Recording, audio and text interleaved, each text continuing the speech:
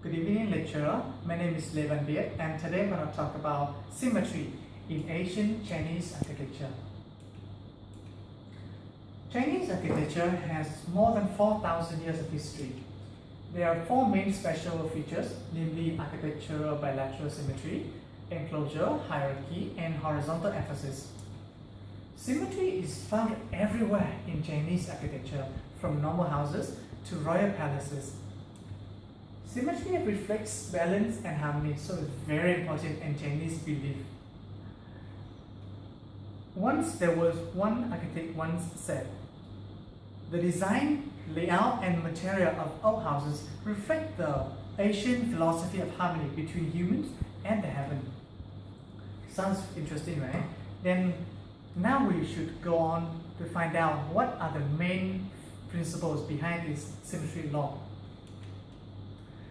First, the basic shape of Chinese architecture is rectangular unit being joined together, strictly following bilateral symmetry. From normal houses to big temples and even big cities like Forbidden City in Beijing, they all follow this principle. Secondly, the main structure is positioned along the main axis, and the secondary structure are set as two wings on either side to form rooms and yard. Even like gigantic Chang'an, they also follow this positioning along the axis principle. So above are the two main principles in symmetry law. Now we should go further to explore what and how those principles be applied in real structures. First of all, I would like to talk about Paifang. Paifang is a uniquely Chinese structure. It's an archway made of wood or stone. Normally they stand in downtown areas, entrance of mausoleums, bridges, temples, etc. As you can see, the two halves of Paifang, they completely mirror each other. And in feudal times, calligrapher, they were requested to write down some inscriptions on the main column beams, and those inscriptions, they also make another symmetrical system as well, as you can see from this picture. Next, I would move on to pagodas or temples. These are usually used for housing sacred objects, and the shape changed with time. In Tang Dynasty, they prefer the shape to be in octagonal shape, but in Song Dynasty, they decided to change. They want it to be in tetragonal shape. But sometimes cylindrical shape also takes place, like in this case, the Temple of Heaven in Beijing. Next, I will move on to earth building or Tulo. They belong to Hakka people in remote area of Fujian province in China.